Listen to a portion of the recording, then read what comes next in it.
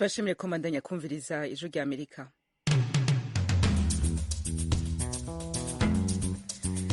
Radio ijwi rya Amerika isamira na Washington DC mu Kirundi no mu Kinyarwanda. Mu Burundi muriko mutwumva ku mirongo migufi ya shortwave kuri metero 19 na 22. Mu Rwanda tukaba kuri FM 104 n'ibice bitatu vy'ijwi rya Amerika. Abari Uganda mu karere ka Kisoro mutwumva kuri FM 88 n'ibice 9 ya radio ijwi riyobora. Ikaze makuru kuri no mugoroba mugiye gushikirizwa na Joe Diane ni nahazo muri studio ya 5 y'ijwi rya Amerika. Ishami rya ONU ryitaye impunzi ku isi RCR mu mpfunyapfunyo ryasubiye gutangura ibikorwa vyo guhungura impunzi z'abarundi zivyifuza. Iyo gahunda yari imaze amezi arenga 2 yarahagaze bivuye ku myiyerekano y'abiyamiriza ingabo za ONU muri Kongo. Igihugu c'Uburundi twari twahunze ingorane ariko zaraheze, ubu baratubarira neza ko ari mu gihugu gitemba amata n'ubuki. Uyu ni umwe mu Barundi 233 bahungutse uno munsi, asigura icatumye ahunguka. Mu yagezeho naho hirya no hino kw'isi, umushikiranganje wa mbere w'igihugu ca Chad Albert Pahimi Padak yatanze imihoho kugira ngo yoroshe ishingwa rya leta nshasha. Ido nido murayumva mu kanya isasemwe hafi y'amaradiyo yanyu. Ndahera kuri iyo nkuru narince ku masonga mu kanya. Umushikiranganje wa mbere muri Chad Albert Pahimi Padak yatanze imihoho kugira ngo ivyo birekurire leta nshasha gushirwaho.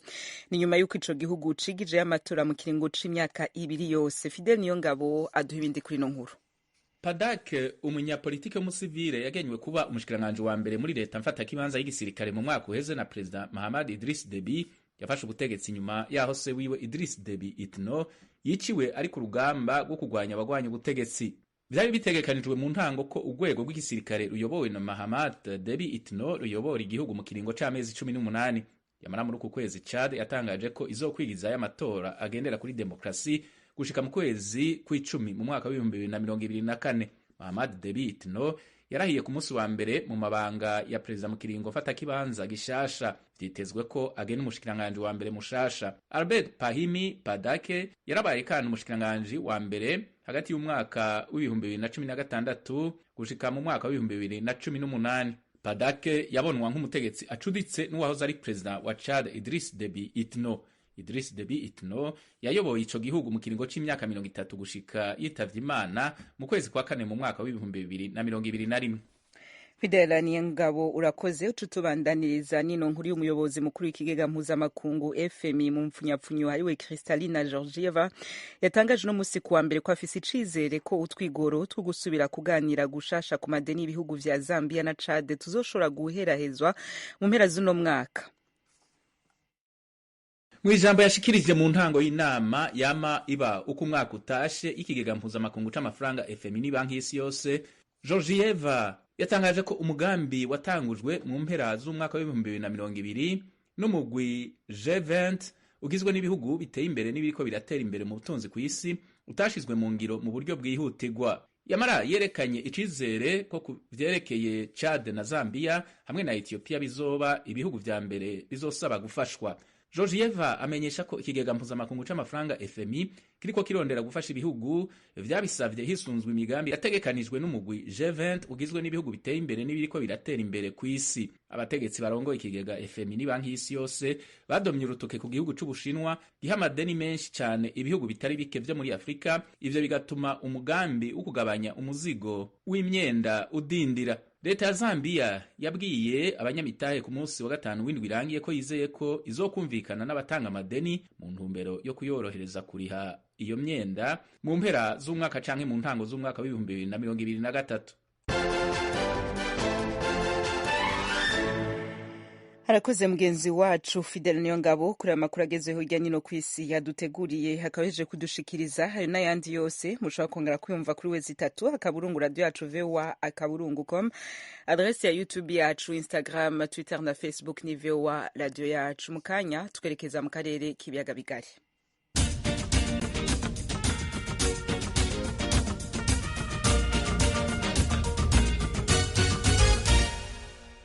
tuyahera mu Burundi aho umushikiranganje w'amagara murantunga y'abantu muri ico gihugu avuga ko abakiri bato batarubaka ingo zabo batemerewe gukoresha ubuhinga bwo kwirinda gusama.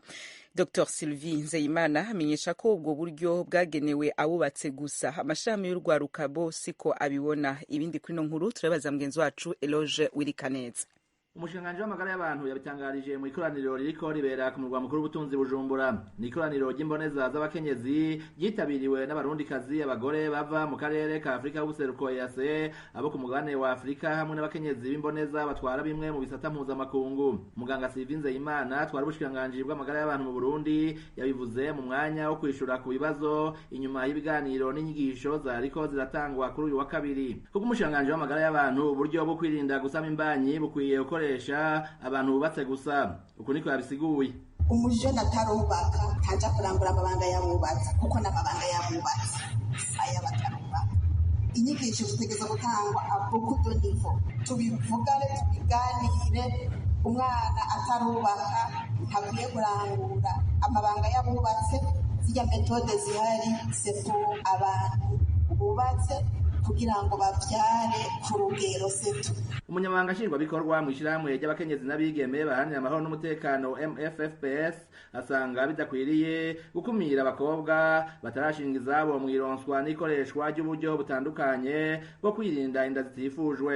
Jeanne Zaninyana: ikintu ca mbere umuntu yovuga nuko tutokwibagiza ibihe uno munsi turimo, usanga abigeme bacu batwagwa mu busambanyi n'ibindi bikorwa bitandukanye n'imico y'abarundi biva ku mpamvu nyinshi, zaba iz'ubukene, ingeso mbi n'ibindi. Inyishu rero ni uguhanura duhimiriza abo bigeme, ariko kandi ntitwokwiyobagiza ingaruka mbi zishikira abo bana mu gihe batumvise ako kamo. Kuyaga guhimiriza abigeme gukoresha udukingirizo canke izindi mpanuro duhabwa n'abaganga zibarinda ingaruka nyinshi mbi, ari gusama imbanyi batifuza canke kwandura indwara zitandukanye. Tukanabumvisha ko hariho izindi nzira zo kwirinda izo mbanyi bataba bifuje n'izo ndwara zose bashobora kwandura kubera ubwo busambanyi n'ibindi. Ijwi rya Amerika ryashatse kumenya uko abigeme bari mu bigero bakiriye iyi mvugo y'umushikiranganji maze ryegera bamwe bo mu gisagara c'ubutunzi Bujumbura. Urwaruka niko mbona niko rwishi cane kurusha abo bandi bahumuye. Par exemple nk'aho tubaye hariho ahegereye amabuwate, ugasanga abajene ni benshi, hariho amafarumasi imbere yaho, kandi bakavuga n'abahakorera yuko bibafitiye akamaro kanini kuko usanga badandazaho birya bita utunini kugira ngo abantu ntibashobore gusama inda abigeme batifuje. Birya nibaza ko hanini vyokoreshwa n'abubakanye kuko bobo nibo bamenya bati turashaka gutandukanya imvyaro canke ntidushaka kuvyara ubu canke turashaka nyene kuheba kuvyara, ariko sinibaza rero ko abajene bobikoresha kubera yuko bobo rumva baba bakira abajene. Umushikiranganji Nzeyimana ahamagarira imboneza z'abakenyezi guhimiriza abandi bakenyezi batagize amahirwe yo kuja kw'ishure kugira bijukire uburyo bwo gutandukanya imvyaro no kwirinda inda zitifujwe. Amenyesha ko ubwo buryo buterera cyane mu iterambere ry'igihugu.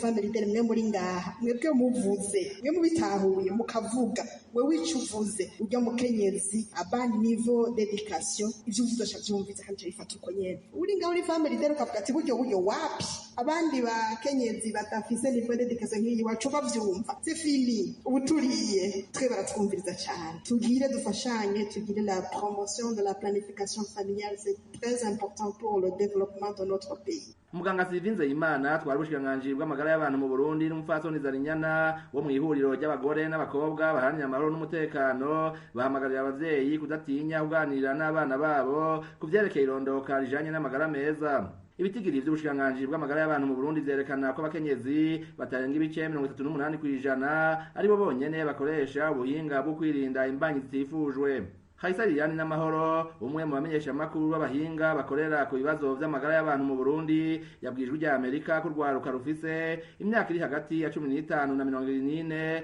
ari rwo rugeramiwe cyane kurusha iyindi mice y'abanyagihugu n'imibonano mpuzabitsina idakingiye hamwe n'inda zitifujwe hatibagiwe indwara zifatira mu bihimba vy'irondoka. Eroje Urikaneza, Ijwi rya Amerika.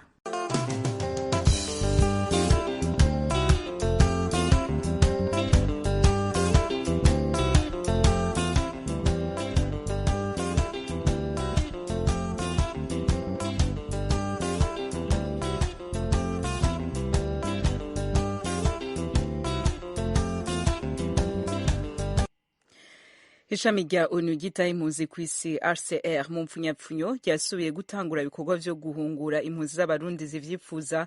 Iyo gahunda yari imaze amezi arenga abiri yarahagaze bivuye ku myiyerekano y'abiyamiriza ingabo za onu muri Congo MONUSCO. Uyu munsi hahungutse 233 kuko muvyumva mu nkuru ya mugenzi wacu Vedaste Ngabo yabidukurikiraniye. Aba barundi bo mu nkambi ya Lusenda iri mu ntara ya Kivu y'Epfo bahungutse babifashijwemo n'ishiramwe rya SR na leta ya Kongo. Bavuga ko bahisemo guhunguka kuko umutekano muke bari bamaze imyaka 7 barahunze mu Burundi warangiye. Je mu bisanzwe navuye mu Burundi mu 2015 navuye kubera hari imyigaragambyo nico cyatumye mba mu Burundi kubera hari habaye imisamirano. Niyo mpamvu nacemba mu Burundi ko twarateshejwe izacu bisa bituma rero mpunga.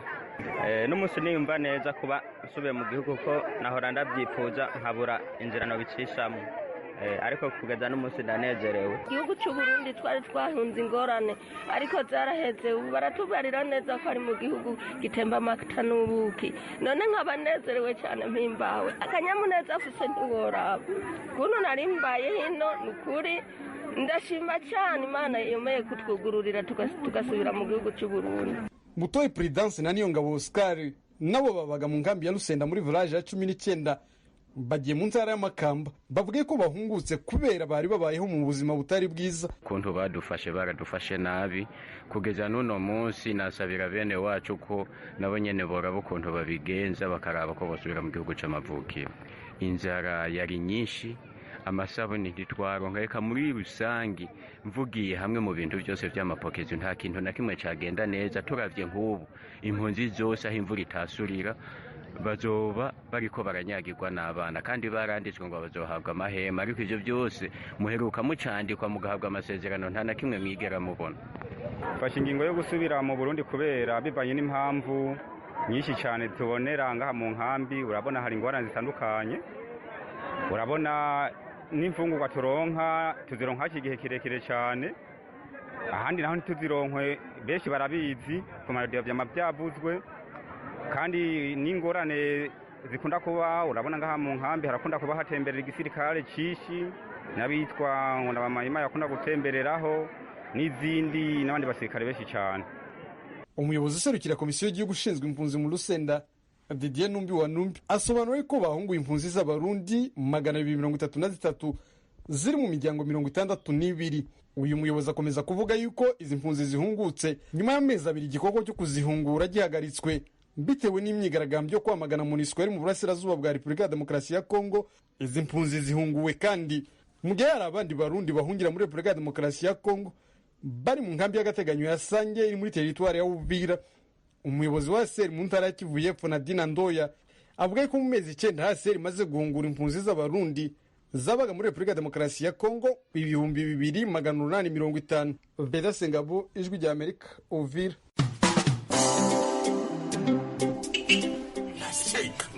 Igira hirya ariko mata winyegera ariko abanyabugongera ntabwo njya mbizera muri abanyamitwe ngo jewe ndi wibugo. Yego rata uri umunyarusangi kazi kuko nibo bagenda bimyozora nk'inka zabo. Ariko abirasi bimuhumuruka mana. Shofe wenda unashaka uri wacu rusangi uradutwara neza kandi ndakwizeye. Mie kwetu ni bugo. Ndiyo bugo. Wiki nukuvuga ko buri wese muri twebwe yagiye yibeshya kundi. Yapapa. Shofe twigende. Kombo taxi yaje. Taxi ikorera hafi y'umupaka ishobora gute gutwara abantu baturutse mu mihingo yose kandi bafise byinshi bibatandukanye. Kombo taxi muyitegurirwa kandi mukayigezwaho na La Benevolencia Royal. Ijwi rya Amerika. Kombo taxi ni imisi yose ya gatandatu ni ya Mungu igihe c'isaha 12:10 ku masaha yo mu Burundi no mu Rwanda. Ibiganiro n'amakuru vyacu tubandanirize ku vyerekeye abageze mu zabukuru mu Rwanda. Babayeho gute muri rusangi? Hari ibibazo vyihariye bisangije abandi bakiri bato canke batari muri uwo muce bo badafise utwo n'utundi tubazo dutandukanye. Mugenzi wacu Geoffrey Mutagoma aratugaruka ko mu kiganiro muri Isanga na Eli Mugabo w'Ishema yashinze umuryango witwa Sindagiza ukaba ukora ubuvugizi abageze mu zabukuru. Geoffrey arongera yakire kandi na Madame Niyonsenga Françoise ajejwe ubusabane hagati y'abakiri bato n'abageze mu zabukuru muri uwo muryango. Reka twumve igice gito ca muri Isanga bakoranye ejo ku munsi wa mbere.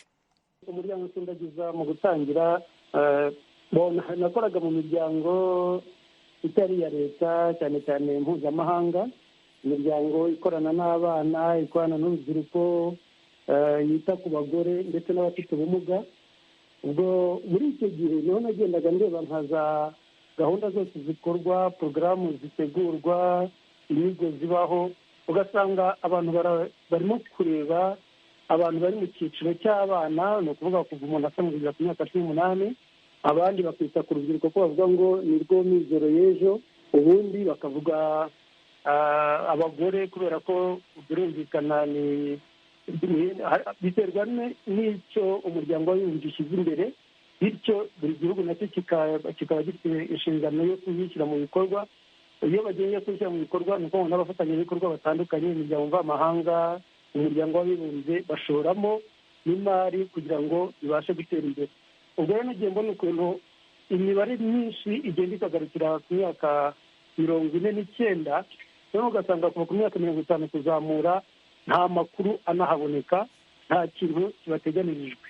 Maze kubona bimeze gutyo niho nakomeje kwibaza ngo ariko ko twita ku bakiri bato, tukita ku rubyiruko, bakazamuka baba ari abagore tugakomeza nyine kujya ku myaka 49 cyangwa 59, abo bantu nyuma y'icyo gihe bigenda gute? Tubateganiriza. Dufitemo abaganga, dufitemo abanyamategeko, dufitemo abarimu ba za kaminuza, dufitemo abantu b'abahanga mu bintu bitandukanye. Ese iyo ageze nko mu kiruhuko cy'izabukuru, uyu muntu ateganirijwe iki kugira ngo akomeze kuba uw'umumaro, yo kumva ntacyo amaze? Ni aho ngaho twatekereje yuko ari byiza ko hatekerezwa n'iki cyiciro, ariko noneho tunareba uburyo abantu bakiri batoya atinya kugira mu zabukuru pe. Abantu yumva arimo kugenda imyaka yiyongera, ukabona arahahamutse, noneho hakaba kwibaza ngo kubera icyo abantu barimo gutinya kugira mu zabukuru. Mu gukomeza kuganira nabo ugasanga iyo umuntu kugera mu zabukuru yumva ntabwo azemererwa kubona akazi, nta muntu uzaba ahantu hose, urabona ko ubuzima busa n'ubuhagaze, akanatangira kumva atekereza yuko urupfu rumwugarije kurusha abandi bantu. Yajya gusaba nk'inguzanyo mu kigo cy'imari, muri banki, ntibamwemerere kubera yuko bumva yarangiye, ejo azaba yapfuye. Yajya gusaba nka asiranse cyangwa se ubwishingizi mu kwivuza cyangwa se bw'ubuzima, ugasanga ntibamwemereye, banamwemerera bakamuca amafaranga y'umurengera atanabasha kubona, ukabona koko bafite ikibazo. Icyo ngicyo rero gituma turimo kwibaza ngo ni iki twakora kugira ngo abantu bakiri batoya batangire kwitegura izabukuru hakiri kare, ariko n'abageze mu zabukuru bakomeze kuganiriza abakiri bato kugira ngo banabahe umurage mwiza. Mbanze inge kwa Madame Niyonsenga Françoise. Bwana Mugabo w'Ishema yaragize ati tuganiriza abo bakiri bato, tukabashishikariza gutegura izabukuru zabo, tukababwira ko icyo gihe kizaza. Wowe ushinzwe ubusabane hagati y'abakiri bato n'abageze mu zabukuru, icyo ni ikiganiro usanga kikorohera kugirana n'abantu bakiri bato biyumvamo ubuto, biyumvamo imbaraga za gisore cyangwa za gikumi? Iki kiganiro akenshi ku ntangiriro ntabwo kiba cyoroshye, ariko kubera ko muri Sindagiza bimwe mu bikorwa dukora harimo ubukangurambaga, tugerageza kugenda dukangurira urwo rubyiruko, abakiri batoya, kwegera abageze mu zabukuru. Nanone kandi tukagenda twegera abageze mu zabukuru tukabakangurira gutinyuka abana babo bakiri batoya n'urubyiruko. Bityo uko tugenda dutinyura buri ruhande, hakabaho kugenda begerana bakaganira. Mbere na mbere duhera ku bana bacu mu miryango yacu, tukagirana nabo ikiganiro, tukabereka ba nyirakuru, tukabereka ba sekuru, na ba sekuru nabo tukabegera tukababwira abana babo. Uko tugenda tubegera niko ikiganiro kigenda cyoroha, hakabaho ibiganiro bisanzwe, ubusabane, gukina, kwigishanya, kubwirana inkuru za kera, kubwirana inkuru z'urubyiruko, inkuru z'abakiri batoya. Ugasanga buri wese uko agenda akururwa n'uburyohe bwabyo, afite umutima wo kwegera undi, ikiganiro kikagenda cyoroha kandi kikabaho ari cyiza. ikindi dukora ni ibiganiro bihuza abageze mu zabukuru n'abakiri batoya. Iyo ibyo biganiro bibayeho akenshi bikorerwa mu matsinda, bituma buri wese yibona mu wundi buhoro buhoro, bikagenda byoroha, ukabona barasabanye, ukabona barakundanye, ukabona mu by'ukuri duhereye kuri ibyo biganiro hari impinduka zigenda zibaho. Twakire Twagirayezu Marcel. Aravuga ko ategura urubyiruko kugira ngo biyumvemo no guteganyiriza ubusaza bwabo, ariko mu rubyiruko rwo mu Rwanda sinzi niba n'ahandi ariko bimeze, hari imvugo yitwa nta myaka ijana, nta kurama, icyo ufite kirye ugitsembe. Abantu b'urubyiruko benshi babaye bambara ubukeye kubera iryo jambo ngo nta myaka ijana. None nkabaza Mugabo w'Ishema, uyu munsi birakorohera guhuza urubyiruko rwamaze kwiyumvisha ko nta myaka ijana, ku buryo ushobora kurutegura rugasangira ibitekerezo n'abo basheshe akanguhe dufite? Ikibazo cya kabiri muhaza mbere y'uko njya kuri Françoise, mu minsi yashize hajyaga hategurwa imikino y'abasheshe akanguhe bari hejuru y'imyaka 45, umupira w'amaguru, volley, bitewe n'iyo bakina. Ndabyibuka nari nkiba mu burengerazuba bw'u Rwanda mu karere ka Ngororero, ugasanga imirenge hari ukuntu bateguye amarushanwa y'umupira, bagahurira ku kibuga runaka. Icyo gihe byakundaga kubera i Muramba ho mu karere ka Ngororero, ugasanga imirenge ya Matyazo n'iya Hindiro byahuye biratsindana, noneho rwa rubyiruko tugasa nk'abahuriye aho ngaho. Mu bukangurambaga mukora iyo mu gukora bahuzwa n'imikino nk'iyo, nyuma hagatanga ibiganiro, cyangwa mubasanga mu isoko, ese mubasangayo. Hanyuma ikibazo rero niho mbaza Françoise, ari nacyo cya nyuma. Françoise, mutubwiye yuko ubukangurambaga namwe mukora mu rubyiruko gishaka gusa nk'icyo mbajije murabona.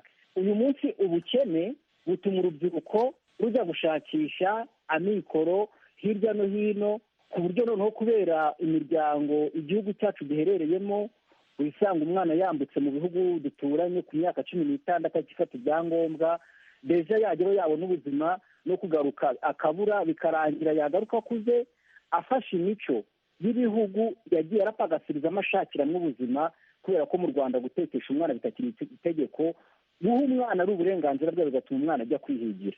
None Françoise, ni gute muhuza abana bafite imico itandukanye, bakuriye ahantu hatandukanye, mukabahuza n'abasaza, kandi rimwe na rimwe ugasanga abana bafite inzigo y'uko ababyeyi babo babimye, wenda ngo barabigishije, noneho abana bigisha bikarangira babuze akazi, umwana akarangiza mayini ati sinda guha narakwigishije.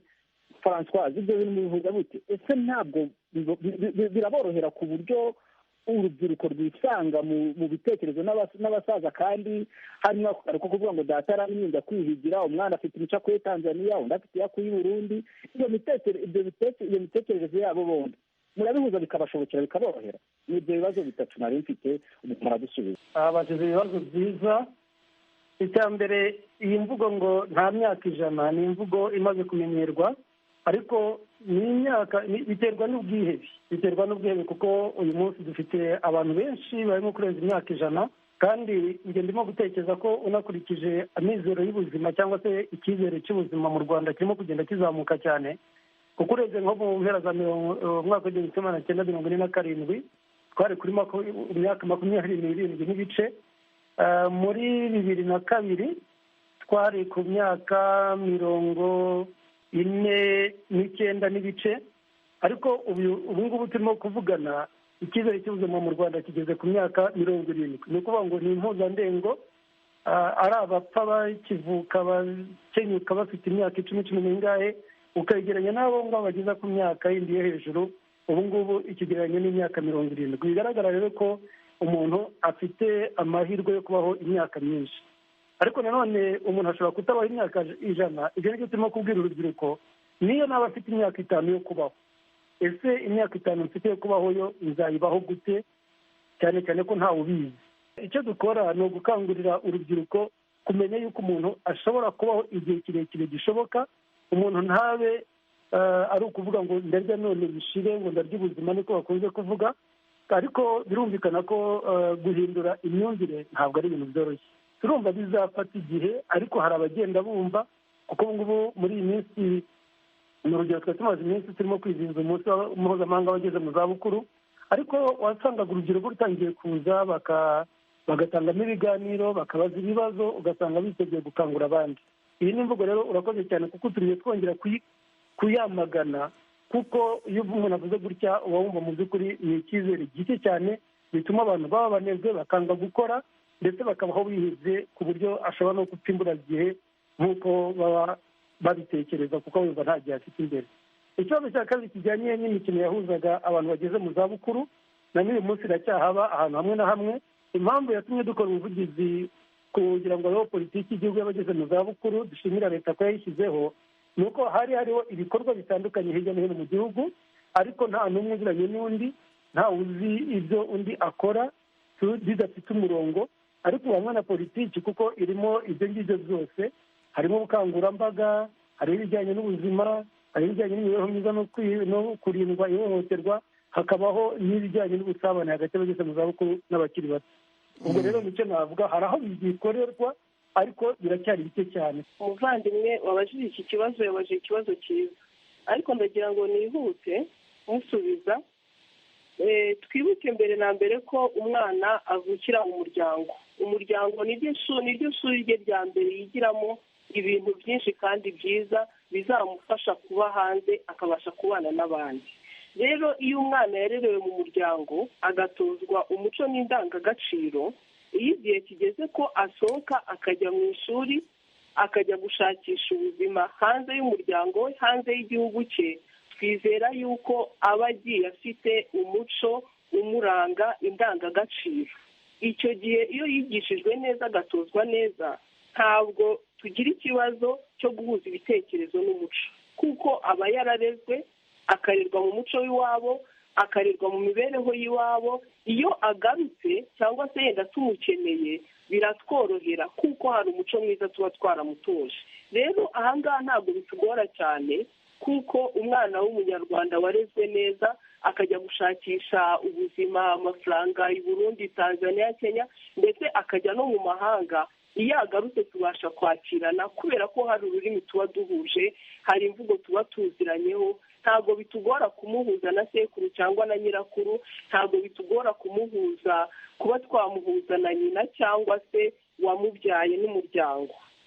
Ikindi kandi twakwibuka, birakwiye yuko habaho umuryango ukongera ukiyubaka mu buryo bw'umuco n'indangagaciro, kugira ngo nubwo hagenda habaho izo mpinduka z'ubukene zituma umwana ajya gushakisha ubuzima ahandi, igihe agarutse mu muryango, wa muryango wiyubatse uhagaze umeze neza, twubaha nk'umuryango nyarwanda, bitazamugora kubaho no kuwubanamo. Nuko rero akaba ino ngaha duce tuba turabangiriye igice ca mbere c'amakuru twari tubafitiye kuri uno mugoroba. Mbere yo guhana agahindukira ariko ngende ndayibukije ko umushikiranganji wa mbere muri Chad ariwe Albert Pahimi Padake yatanze imihoho kugira ngo ivyo birekurire leta nshasha gushirwaho, ni nyuma yuko ico gihugu cigije y'amatora mu kiringo c'imyaka 2.